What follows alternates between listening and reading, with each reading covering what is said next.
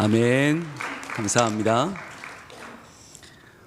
오늘은 함께 웃고 함께 우는 하나된 교회, 함께 웃고 함께 우는 하나된 교회라는 제목의 7번째 하나님 말씀을 증거하도록 하겠습니다. 우리 옆에 있는 분들과 함께 인사할까요? 사랑합니다. 사랑합니다. 사랑합니다. 우와, 이야, 우와, 이야. 감사합니다. 박수하겠습니다.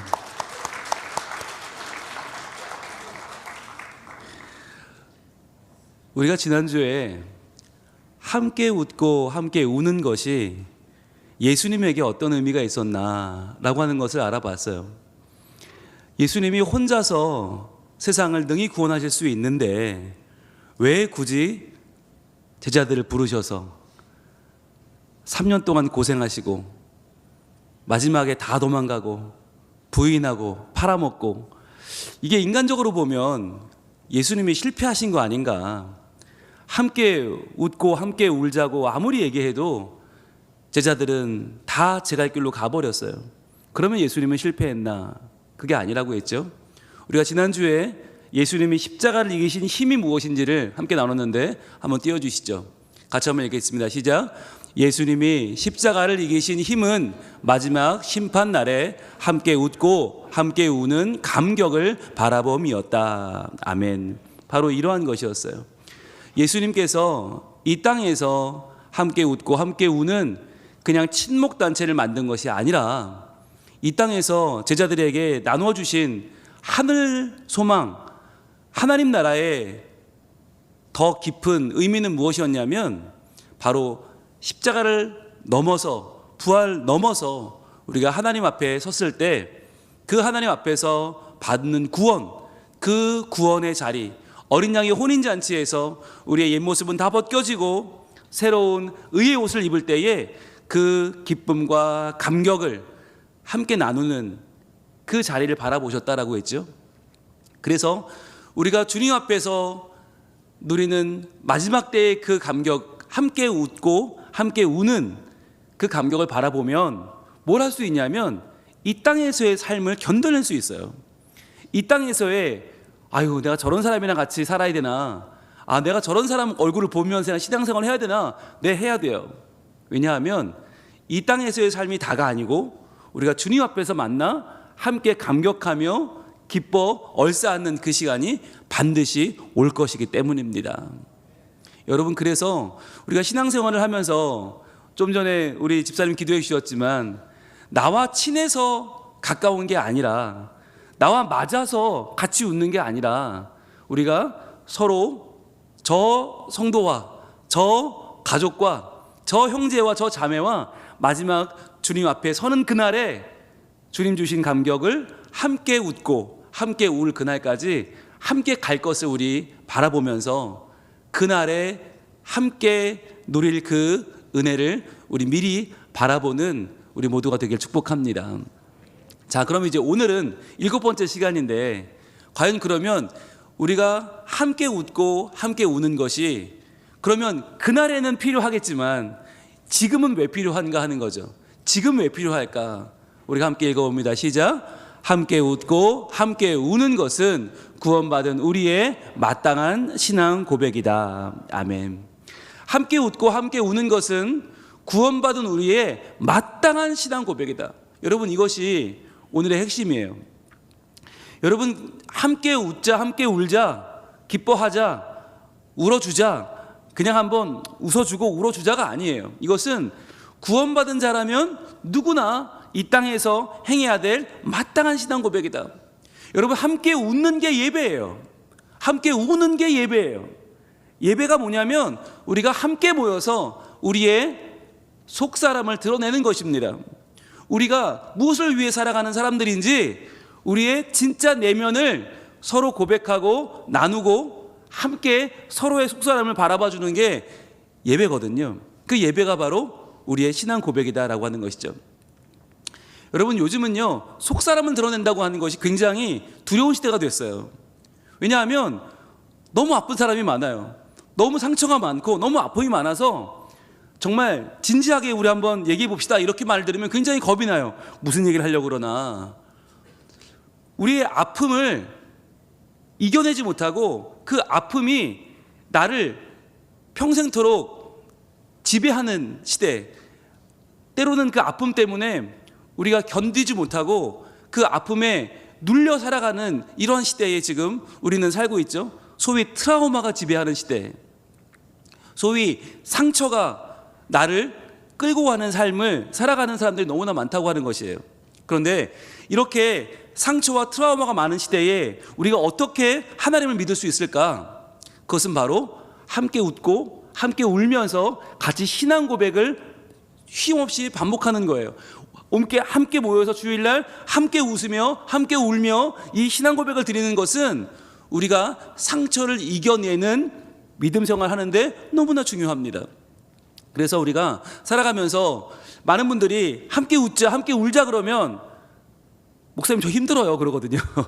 목사님 저 너무 힘들어요. 모르세요? 저요 살아가는 것도 힘들고 교회 오는 것도 힘들어 죽겠어요. 나 하나 간신히 신앙생활도 이거 버거운데 어떻게 제가 남하고 같이 웃어줘요? 어떻게 울어줘요? 목사님 저거 못해요 라고 하는 반발심이 우리 안에는 생긴다고 하는 것이죠. 그런데 과연 그럴까? 우리가 상처에 눌리고 상처에 치여 살아가는 게 정상적인 삶일까? 그렇지 않다고 하는 것입니다. 여러분, 성경에 보면 누가복음 17장에 예수님께서 10명의 나병 환자를 만나는 장면이 나오는데요, 이 장면이 너무나 유명한데 이 장면에는 이상한 장면이 나와요. 그게 왜 이상한지 우리가 잘 놓쳐요. 함께 보기 원하는데 누가복음 17장 11절로 한번 가보겠습니다. 누가복음 17장 11절 시작. 예수께서 예루살렘으로 가실 때에 사마리아와 갈릴리 사이로 지나가시다가, 자 보세요. 예수께서 예루살렘으로 가신다는 말은 뭐냐면 십자가 지러 가는 거예요. 인류를 구원하는 마지막 하이라이트, 그 십자가 지러 가시는데 갑자기 예수님이 딴 길로 가세요. 그 중요한 시간에 사마리아와 갈릴리 사이로 지나가시다가 어딜 가시나? 12절 한 마을에 들어가시니, 이름도 없어요. 이름도 모르는 한 마을에 갑자기 들어가세요. 왜 들어가실까요? 사람들도 찾지 않는 그 한적한 마을에 누가 있었을까요? 바로 나병 환자 10명이 예수를 만나 멀리 서서. 여러분, 이름도 없는 그 지방에는, 사람들이 가지 않는 그 지방에는 나병 환자들이 살고 있었어요. 이 나병 환자 10명이 모여 삽니다. 여러분, 왜 모여 있었을까요? 이들은 상처받은 사람들이죠. 이들은 그 당시에 가장 큰 형벌이라고 생각했던 나병을 겪는 사람들, 즉 그러니까 우리는 상처가 너무 커서 일반인들과는 살 수 없고 저들이 우리를 받아주지 않아요. 사람 취급하지 않아요. 그러니까 우리끼리라도 모여서 서로 살아보자라고 모인 거죠. 자, 그런데 그들이 예수를 만났어요. 멀리 서서 뭐라고 외칩니까? 13절 소리를 높여 이르되 예수 선생님이여 우리를 불쌍히 여기소서라고 외칩니다.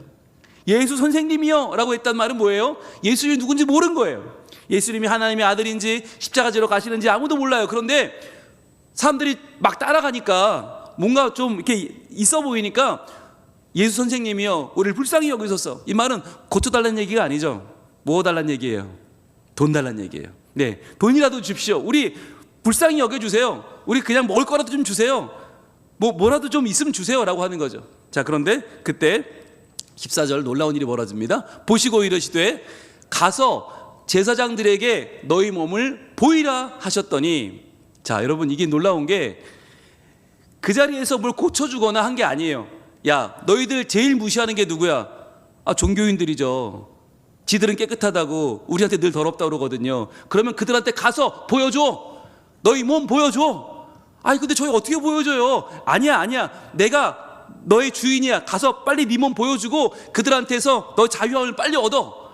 야, 이 한마디가 바로 너희 몸을 보이라 아닙니까? 그런데 놀라운 건 그들이 가다가 깨끗함을 받은지라. 우리 그들이부터 읽어볼게요. 시작. 그들이 가다가 깨끗함을 받은지라. 아멘. 여러분, 이게 하나님이 하시는 일이에요. 가서 그들 앞에서 잠깐만 기다려주세요, 제가 좀 변신 좀 할게요, 이게 아니에요. 믿음을 가지고 주님 말씀 받고 가다가 깨끗함을 받아요. 여러분, 이게 놀라운 게 그들의 믿음이 있어서가 아니에요. 예수님께서 그들의 주인이시기 때문에 예수님이 그들을 불쌍히 보셨어요. 그리고 그들을 깨끗하게 만들어 주셨습니다. 떨어졌던 코가 붙고요, 없어졌던, 무뎌졌던 손이 회복되고요, 그들 안에 온통 있던 염증과 그 모든 부스럼들이 다 사라졌어요. 깨끗함을 받았어요. 자, 그런데 15절, 그 중에 한 사람이 자기가 낳은 것을 보고 어떻게 해요? 큰 소리로 하나님께 영광을 돌리며 돌아옵니다. 큰 소리로 영광을 돌려요. 이 사람이 어떻게 했을까요? 어마어마하게 웃지 않았을까요? 너무너무 기뻐서 웃고, 와, 왔다, 와, 치료됐다, 와, 그날이 왔다, 꿈꾸던 그날이 왔어요. 영광을 돌리며 돌아와서 어떻게 해요? 16절 시작. 예수의 발 아래 엎드려 감사하니 그는 사마리아 사람이라. 그가 엎드려서 뭐 했을까요? 펑펑 울지 않았을까요?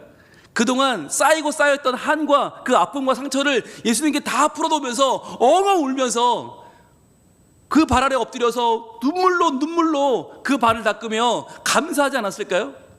자, 그렇게 울고 웃으며 주님께 영광을 돌렸는데 그는 사마리아 사람이더라. 유대인이 아니었어요. 선택받은 백성이 아니었어요. 하나님 믿는 사람이 아니었어요. 그럼에도 그는 예수님의 전적인 권능으로 치유를 받았어요. 자, 그런데 이때 예수님이 이상한 말씀하십니다. 17절입니다. 같이 읽습니다. 시작. 예수께서 대답하여 이르시되 10사람이 다 깨끗함을 받지 아니하였느냐? 그 9은 어디 있느냐라고 물으세요. 아니, 우리는 할 말이 많죠. 예수님, 저희 상처받은 사람들이에요. 저희 형벌받은 사람들이에요. 저희 나병 환자라고요. 아니, 우리 정도 상처받았으면 나음 있고 각각 자기 길로 가는 게 잘못됐습니까? 라고 말할 거예요. 아니, 나 정도 상처받은 사람이 그거 좀 치유받았다고 예수님께 다시 나와야 됩니까? 각자 갈 길 가면 되는 거 아니에요? 집도 가야 되고 가족도 만나야 되고 친구도 만나야 되고 일터도 가야 되는데 우리 상처받은 사람들 아닙니까? 라고 우리는 말할 거예요. 그런데 예수님은 뭐라고 하시냐? 어디 갔냐는 거예요. 어디 갔냐? 왜 그런 말씀 하실까요? 여러분, 우리가 병이 나음을 얻었어요. 우리 문제가 치유를 받았어요. 그럼 어떻게 해야 돼요? 어떻게 해야 돼요? 함께 웃어야 되는 거예요. 함께 울어야 되는 거예요. 기쁨으로 함께 웃으며 달려와서 예수님 앞에 함께 엎드려 울며 통곡하며 그 자리에서 기쁨을 누려야 되는 거예요. 그렇게 감사해야 되는 거예요. 그게 예배인 거예요. 여러분, 예배는 뭐냐면 상처받은 우리가 하나님께 치유받았음을 같이 기뻐하고 같이 울면서 감격하고 주님을 높이는 게 예배예요. 주님은 물어보시는 거예요. 어디 갔냐는 거예요. 다 깨끗함 받았는데 다 어디 갔냐? 왜 너희만 왔냐? 라고 하시면서 18절 이렇게 말씀하시죠. 이 이방인 외에는 하나님께 영광을 돌리러 돌아온 자가 없느냐? 여러분, 이렇게 하나님께 영광을 돌리러 돌아온 자라가 뭘 해요? 함께 웃고 함께 울며 주님의 감격을, 주님의 구원을 기쁨으로 노래하는 거죠. 어디 갔냐는 거예요. 여러분, 제가 왜 이상하다고 그랬냐면 예수님이 뒤끝이 너무 길어. 아니, 누가 뭐 치유해달라고 그랬어요? 돈 좀 달라고 그랬는데 그거 치료해 놓고 예수님이 17절부터 18절에 이렇게 말씀하시고 이 이방인 외에는 하나님께 영광을 돌리러 온 자가 없냐? 너무 뒤끝이 길어요. 그러면서 왜 그랬나? 그게 19절에 나와요. 왜 그랬나? 왜 그렇게 예수님이 뒤끝이 긴가? 같이 읽습니다. 시작. 그에게 이르시되 일어나 가라, 내 믿음이 너를 구원하였느니라 하시더라. 아멘. 구원하려고 몸이 나은 게 중요한 게 아니잖아요. 몸이 낫다고 그 사람이 변화된 게 아니잖아요. 여러분, 몸이 나으면 또 병 걸릴 수 있고요, 또 아플 수 있고요, 또 사고 날 수 있고요, 또 죽을 수 있어요. 그런데 중요한 건 너의 믿음이 너를 구원하였느니라. 이걸 선포해야 되는데 이 선포를 들어야 될 9명이 없는 거예요. 몸은 나았지만 구원을 받지 못한 그 9명이 너무나 안타까워서 예수님이 물어보시는 거예요. 어디 갔냐고, 어디 갔냐고, 어디 갔냐고. 여러분, 우리가 문제 해결이 목적이 되어서는 안 됩니다. 문제가 해결된 다음에 그 다음에 하나님 앞에 웃으며 울며 함께 기뻐하며 감사하며 예배하고 감격할 때 하나님의 구원의 선포가 우리에게 임하는 거예요. 그렇게 예배하는 가운데 하나님 주시는 구원이 우리에게 임재하는 줄로 믿습니다. 그게 너무너무 중요한 자리예요. 이 구원을 확인하는 자리, 예배의 자리. 이 예배의 자리가 너무나 소중하기 때문에 예수님은 지금 그 9명 어디 갔냐고 빨리 불러오라고 예수님이 지금 뒤끝을 보이고 계신 거예요. 여러분, 예수님이 이렇게 말씀하시는 이유가 있어요. 나병에 걸렸다고 해서, 상처받았다고 해서 다 이렇게 뿔뿔이 흩어지지 않아요. 그 상처를 가지고 오히려 더 하나님 앞에 선한 일을 할 수 있어요. 그게 성경에 나와 있어요. 예수님이 기대했던 모습이 어떤 모습이냐? 바로 열왕기하 7장에 나오는 모습입니다. 열왕기하 7장으로 가봅니다.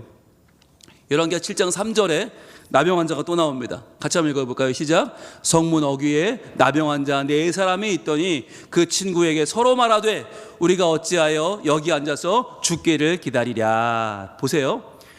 나병 환자 4사람이 있는데 왜 4사람밖에 없나? 이땐 전쟁 중이라, 아람과의 전쟁 중이라 지금 성한 사람도 다 굶어 죽고 다 지금 전쟁 나가 죽고 사람이 없어요. 그러니까 4명밖에 없어요.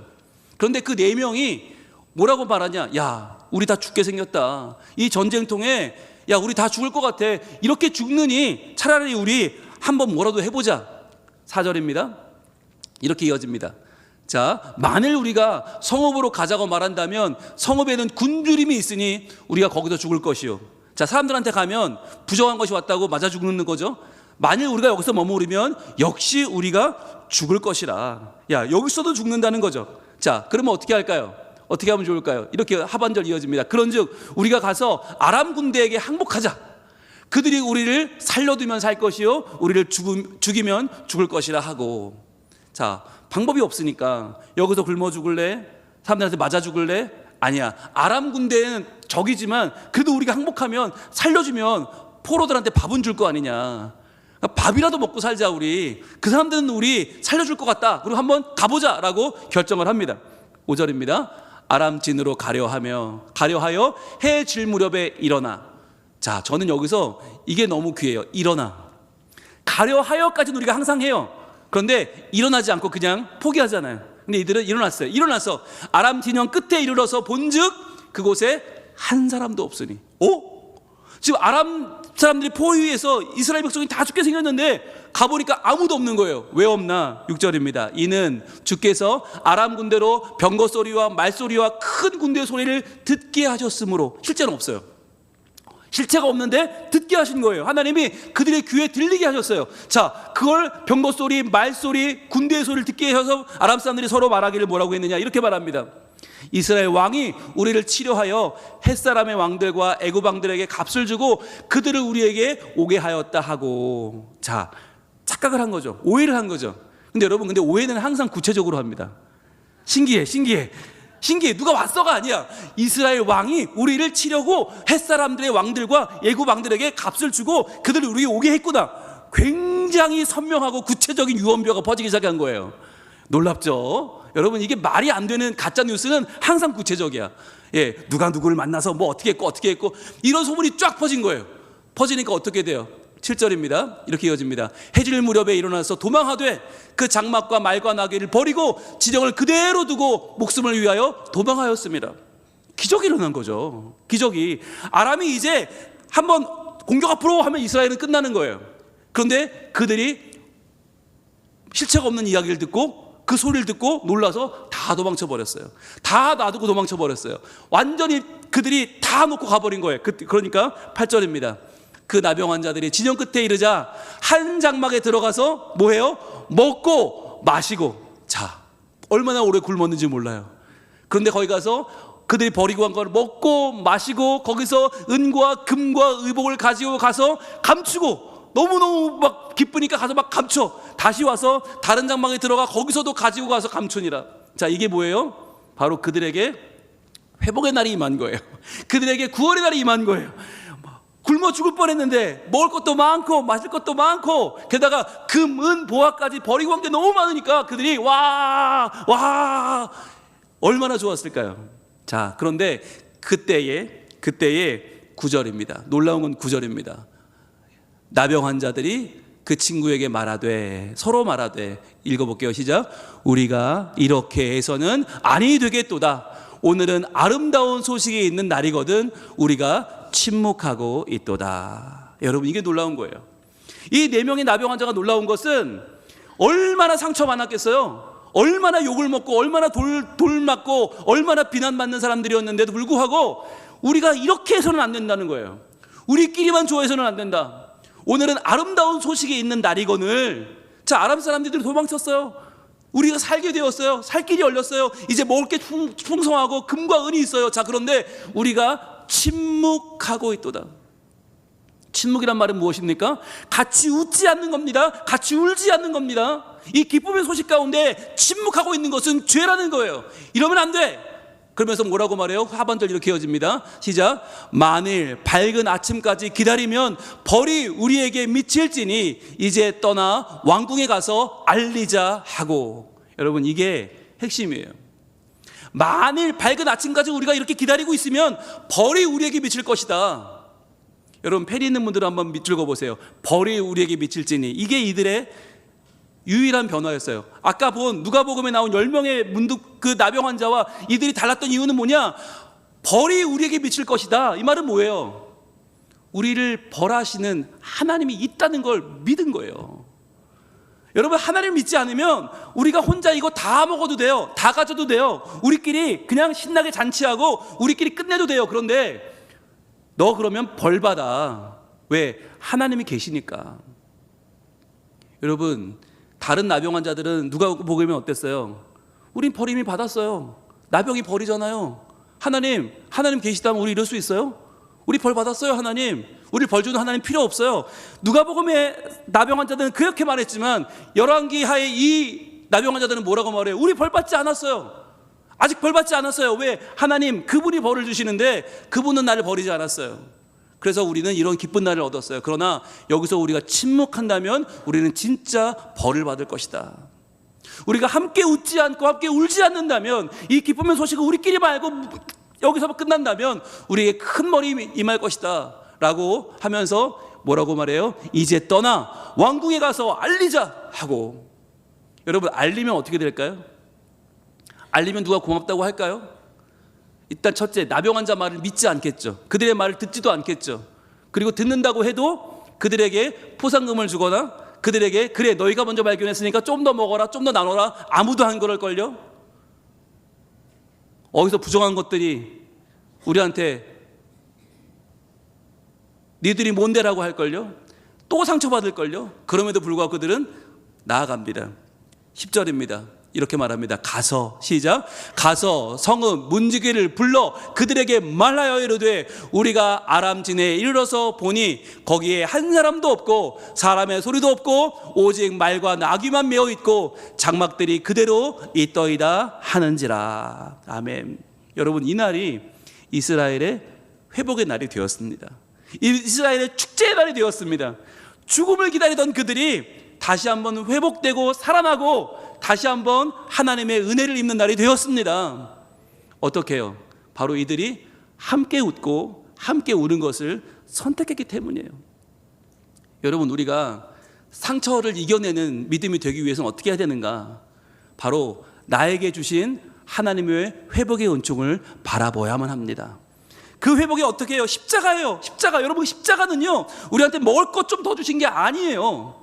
우리에게 그냥 금은 보화 좀 더 주신 게 아니에요. 우리의 모든 이 세상의 죄, 살아오면서 지은 모든 죄와 앞으로 지을 죄와 허물까지 다 용서하신 말도 안 되는 은혜예요. 더 이상은 죄로 인하여 걱정하지 않아도 되고, 더 이상은 나의 연약함 때문에 땅을 치지 않아도 되고, 더 이상은 후회가 없는 인생, 하나님 안에 감사와 기쁨만의 인생이 되었다는 거예요. 여러분, 그게 얼마나 감사합니까? 그렇다면 이제 우리가 해야 될 것은 무엇입니까? 이제는 나의 상처를 이겨내야 되는 거예요. 여러분, 우리는요, 벌 받지 않았어요. 하나님의 형벌은 임하지 않았어요. 나의 가정의 어려움과 내 질병과 내 상황은 하나님 벌이 아니에요. 그런데 진짜 벌은 언제 임해요?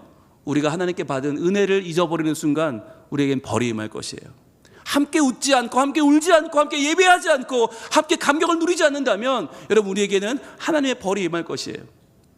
우리가 이제부터 중요하게 결단할 게 하나 있습니다. 우리 고린도후서 5장 15절의 말씀을 한번 읽어봅니다. 시작. 그가 모든 사람을 대신하여 죽으심은, 일단 여기까지 예수님이죠. 예수님이 우리 모든 사람을 위하여 대신하여 죽으셨어요. 여기는 예외가 없어요. 자, 그럼 왜 죽으셨나? 살아있는 자들로 하여금 다시는 그들 자신을 위하여 살지 않고. 이게 중요한 거예요. 지금까지 우린 다 누굴 위해 살았나? 자기를 위해 살았어요. 자기를 위해서 먹고 마시고, 자기를 위해 출근하고, 자기를 위해서 애 낳고, 자기 위해서 살았는데, 그랬던 우리에게 이제는 어떻게 해요? 오직 그들을 대신하여 죽었다가 다시 살아나신 이를 위하여 살게 하려 함이라. 아멘. 이제는 우리가 기쁨을 위해 살지 않습니다. 이제 내가 조금 더 먹고, 내가 조금 더 잘 살고, 내가 조금 더 남에게 잘 보이는 게 목적이 아니에요. 여러분, 이제 우리의 상처를 뛰어넘어 우리는 우리를 위하여 죽으신 예수님, 그분의 기쁨이 되는 것, 그분을 위해 살아가는 것, 그분을 함께 모여 예배하는 것이 우리 삶의 목표가 되는 거예요. 여러분, 지금까지는 우리 자신을 위해 살았습니다. 그래서 내 자신이 잘 안 되면 그게 상처였고 아픔이었고 하나님이 어디 있냐고 했어요. 그러나 이제 여러분, 우리의 나병을 뛰어넘읍시다. 하나님이 주시는 놀라운 구원의 은혜가 우리의 상처를 넘어서 우리의 믿음의 신앙 고백이 될 줄로 믿습니다. 여러분, 그게 예배예요. 예배는 우리의 아픔을 뛰어넘는 거예요. 예배는 우리의 상황을 뛰어넘는 것입니다. 그래서 우리에게 주신 하나님의 사랑이 얼마나 큰 것인지, 우리를 구원하신 예수님의 그 십자가 능력이 얼마나 놀라운 것인지 오늘 우리가 다시 한번 바라보면서 그 주님의 기쁨이 되어서 이제부터 주님, 저를 위해 살지 않고 저를 위해 죽으신 예수님, 그 예수님의 기쁨이 되어 살겠습니다. 나 주님의 기쁨 되기를 원합니다. 주님, 나의 예배를 받아주옵소서. 주님, 우리가 함께 울며 함께 웃으며 드리는 이 감격의 예배 가운데 하나님 높임을 받으시고, 주님, 그 예배의 능력으로 우리가 하나님 주의 백성 되어 살게 하여 주시옵소서. 우리 함께 찬양하며 나아갑니다.